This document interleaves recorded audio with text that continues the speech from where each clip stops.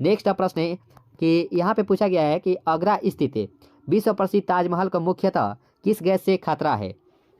तो यहाँ पे इस प्रश्न का राइट आंसर क्या होगा कि आगरा स्थित विश्व प्रसिद्ध ताजमहल को मुख्यतः किस गैस से खतरा है। ये बहुत बार एग्जाम में पूछा जा चुका है, बहुत ही वीवीआई प्रश्न है। तो दोस्तों तो यहाँ पे 16 प्रश्न का जो राइट आंसर हो जाएगा ये हो जाएगा,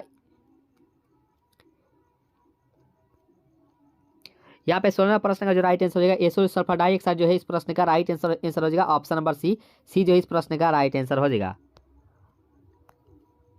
और यहाँ पे भोपाल गैस त्रासदी में किस गैस के रिसाव से हुई है, ये प्रश्न लगभग हर साल पूछे जाने वाले प्रश्नों में से एक है कि भोपाल गैस त्रासदी किस गैस के रिसाव से हुई है। तो यहाँ पे मिथाइल आइसोसाइनेट जो है इस प्रश्न का राइट आंसर हो जाएगा ऑप्शन नंबर यहाँ पे जो सी ऑप्शन है इस प्रश्न का राइट आंसर हो जाएगा ऑप्शन नंबर सी। और पूछा जाता है PAN का फुल फॉर्म क्या होता है, तो पॉलीएक्रोनाइट्राइल होता है, पॉलीएक्रोनाइट्राइल होता है, याद रखिएगा दोस्तों पॉलीएक्रोनाइट्राइल याद रखिएगा। इस प्रश्न का राइट आंसर हो जाएगा option number C is the right answer for this question. और यहाँ पे प्रश्न के भ्रूण कोष की उत्पत्ति किससे होती है, ऑप्शन है कि पराग नलिका से, लघु बीजाणु से, लघु बीजाणु धानी से या गुरु बीजाणु से।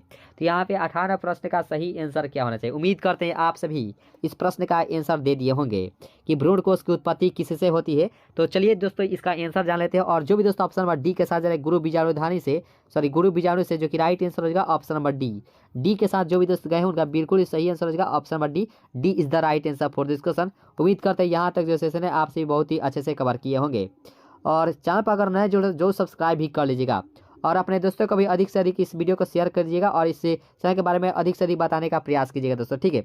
आप सभी अपना साथ जरूर बनाए रखिए दोस्तों, हम आपके साथ हैं दोस्तों, बिल्कुल ही ऑलवेज यानी कि हमेशा आप सभी के साथ रहेंगे दोस्तों A to Z। और यहाँ पे है कि भ्रूण कोष में कितने क्रोमोसोम होते हैं, बहुत बार एग्जाम पूछा गया है कि भ्रूण कोष में कितने क्रोमोसोम होते हैं। ऑप्शन है कि N 2N 3N और D है A और C दोनों। तो यहाँ पे 19 प्रश्न का राइट आंसर क्या होगा, तो देखिए N भी होता है और जो है 3N भी होता है। तो हम लोग जो है ऑप्शन नंबर डी के साथ जाएंगे, यानी कि A और C जो है इस प्रश्न का राइट आंसर हो जाएगा option number D is the right answer for this question. चलिए दोस्तों नेक्स्ट प्रश्न को कवर करते हैं। और यहाँ पे देखिए नेक्स्ट प्रश्न को, ये प्रश्नोत्तर हम लोगों से क्या कर रहा है कि कानों पर बाल की बहुलता का जीन पाया जाता है। बहुत बार एग्जाम पूछा गया है, यानी कि जितने भी प्रश्नोत्तर हम करवा रहे हैं सभी महत्वपूर्ण ही है, क्योंकि ये सही प्रश्नोत्तर बार बार बोर्ड एग्जाम में पूछे जाते हैं।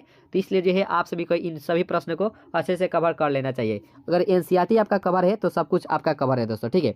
कि कानों पर बाल की बहुलता का जीन पाया जाता है X क्रोमोसोम पर, Y क्रोमोसोम, लिंग निर्धारण के क्रोमोसोम पर या अलिंग क्रोमोसोम पर। तो यहाँ पे 20 प्रश्न का जो राइट आंसर हो जाएगा ये हो जाएगा ऑप्शन नंबर बी, यानी कि Y क्रोमोसोम जो है इस प्रश्न का राइट आंसर हो जाएगा ऑप्शन नंबर बी इसका बिल्कुल सही आंसर हो जाएगा ऑप्शन नंबर बी इसका राइट आंसर हो जाएगा ऑप्शन नंबर बी। और जो भी दोस्त टेलीग्राम ग्रुप ज्वाइन नहीं किए होंगे जरूर ही ज्वाइन होने का प्रयास कीजिएगा। टेलीग्राम ग्रुप ज्वाइन हो जाते हैं तो वहाँ पे आप सभी को PDF आपको वहाँ पे फ्री में ही दिया जाएगा, ठीक है दोस्तों। PDF आपको वहीं पे मिलेगा, क्लास का जितने भी क्लास होंगी वो सभी का PDF जो है आप सभी को टेलीग्राम ग्रुप में ही मिलेगा। तो टेलीग्राम ग्रुप जरूर ही ज्वाइन होने का प्रयास कीजिएगा, ठीक है। और यहाँ पे प्रश्न के केवल जिराफ में ही पाए जाते हैं, केवल अफ्रीका में ही पाए जाते हैं जिराफ, जेब्रा, गोरिल्ला और डी में से सभी। तो यहाँ पे 21 प्रश्न का राइट आंसर क्या होगा कि केवल जो है वह अफ्रीका में ही पाए जाते हैं। तो इसका जो राइट आंसर हो जाएगा यहाँ पे 21 का राइट आंसर क्या होगा, तो जेब्रा जो है इस प्रश्न का राइट आंसर हो जाएगा ऑप्शन नंबर बी जो इस प्रश्न का सही आंसर हो जाएगा। आइए दोस्तों नेक्स्ट प्रश्न को कवर करते हैं। और यहाँ पे प्रश्न है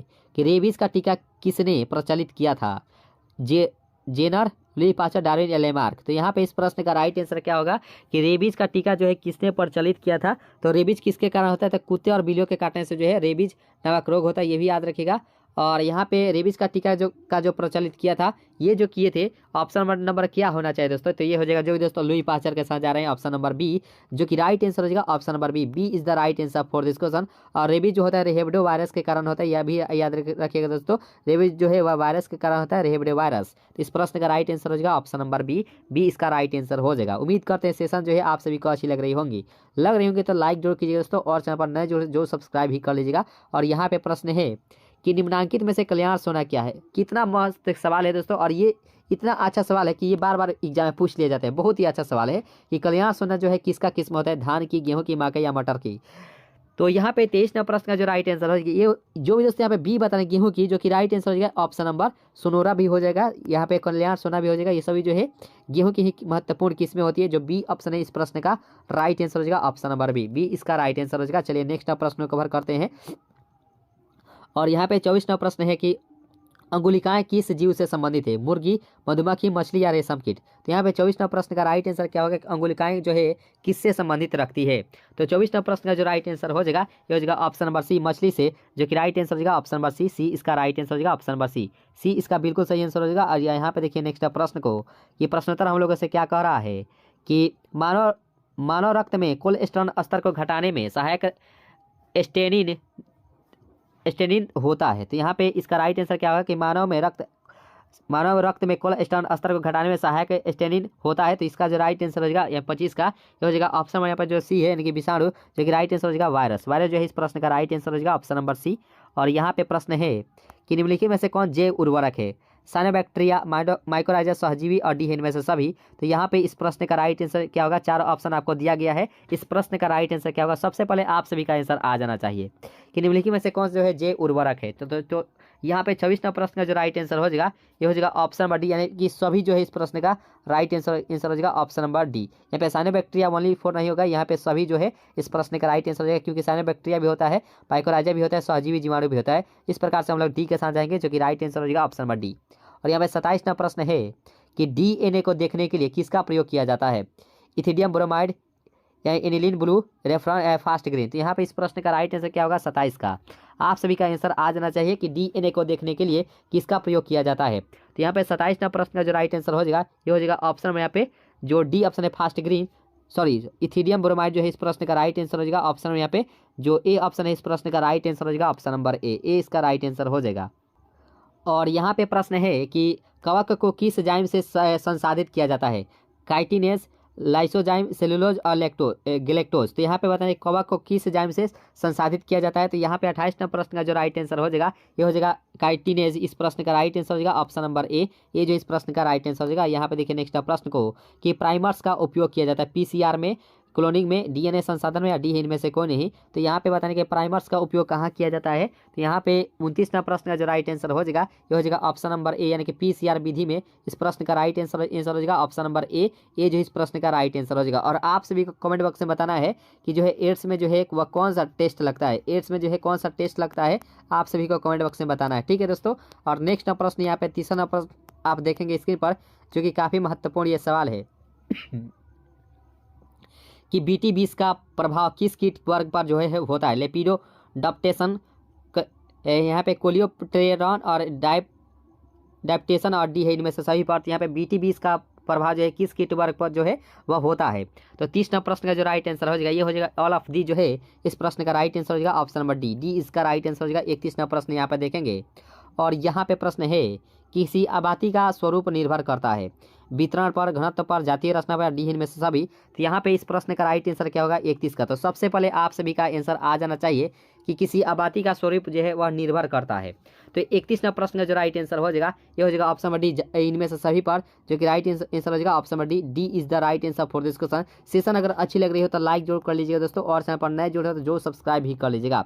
और उम्मीद करते हैं आप सभी जो है बता दिए होंगे कि एड्स में कौन सा टेस्ट लगता है। जो भी दोस्तों यहाँ पे एलिसा टेस्ट बताए थे उनका बिल्कुल सही आंसर हो जाएगा। एलिसा टेस्ट जो है वह एड्स में लगता है, याद रखेगा। सबसे ज़्यादा पूछे जाने वाले प्रश्नों में से एक है कि टेस्ट एड्स में एलिसा टेस्ट लगता है, और विडॉल टेस्ट जो है वह टाइफाइड में लगता है, ये भी याद रखिएगा दोस्तों। ठीक है।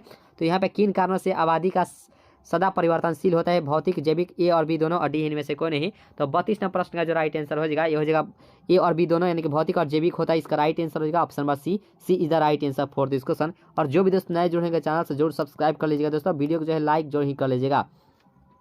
और 33वां प्रश्न आप देखेंगे कि रीड डाटा बुक में सम्मिलित है। ये प्रश्नोत्तर लगभग हर साल पूछे जाते हैं। हर साल जो है ये प्रश्नोत्तर पूछे जाते हैं कि रीड डाटा बुक में जो है सम्मिलित होते हैं। लुप्त हो रहे पौधे की सूची, बिल्कुल सही बात है। दुर्लभ पौधे की सूची, ये भी होता है। आपत्तिग्रस्त प्राणी की सूची, लेकिन ऑल ऑफ दी जो भी दोस्त यहाँ पे डी के साथ जा रहे हैं उनका बिल्कुल सही आंसर हो जाएगा option number D. D is the right answer for this question. और यहाँ पे 34वां प्रश्न आप देखेंगे स्क्रीन पर, जो कि काफी महत्वपूर्ण ये सवाल है कि पृथ्वी सम्मेलन किस वर्ष आयोजित हुआ था। बहुत बार एग्जाम में पूछा जा चुका है कि पृथ्वी सम्मेलन जो है किस वर्ष आयोजित हुआ था? 1992, 1972, 1998 या 2005। तो यहाँ पे 34वां प्रश्न का जो राइट आंसर होना चाहिए ये हो जाएगा 1992 में हुआ था। 1992 में याद रखिएगा इस प्रश्न का राइट आंसर हो जाएगा ऑप्शन नंबर बी। बहुत बार आ चुका है एग्जाम में, तो ये बहुत ही एनसीईआरटी का धाकड़ प्रश्नों में से एक है। ये जो बी ऑप्शन है इस प्रश्न का राइट आंसर हो जाएगा option number B. B is the right answer for this question. और यहाँ पे इसका राइट आंसर क्या होना चाहिए कि सेमल में किसके द्वारा परागण होता है, चमगादड़, पक्षी, जल या वायु। तो यहाँ पे सेमल में किसके द्वारा जो है परागण होता है, तो यहाँ पे 35वां प्रश्न का जो राइट आंसर हो जाएगा ये हो जाएगा चमगादड़। इस प्रश्न का राइट आंसर हो जाएगा option number A. A is the right answer for this question. A इसका बिल्कुल ही सही आंसर हो जाएगा ऑप्शन नंबर ए। ए इसका राइट आंसर हो जाएगा। तो दोस्तों इस प्रकार से इस महत्वपूर्ण सेशन को यहीं पे खत्म किया जाता है। आप सभी बताइएगा कि इस 35 प्रश्नोत्तर में से आपका कितना जो है सही हुआ। कमेंट बॉक्स में आपका जरूर ही आंसर आना चाहिए। 35 प्रश्नोत्तर में से जो है आपका कितना प्रश्नोत्तर जो है वह सही आंसर हुआ, ठीक है। लास्ट में कमेंट करके जरूर ही बताइएगा। और दोस्तों इस प्रकार से महत्वपूर्ण सेशन को यहीं पे खत्म करते हैं। सेशन अगर आप सभी को अच्छी लगी हो तो लाइक जरूर ही कर लीजिएगा दोस्तों, और लास्ट में कमेंट कीजिए कि ये सेशन आपको कैसा लगा। तो और जो है वीडियो को जो है शेयर अपने दोस्तों में जरूर ही करने का प्रयास कीजिएगा। सब्सक्राइब नहीं किए होंगे तो जरूर सब्सक्राइब भी कर लीजिएगा, और अगर वीडियो को लाइक नहीं किए होंगे तो जरूर ही लाइक कर लीजिएगा।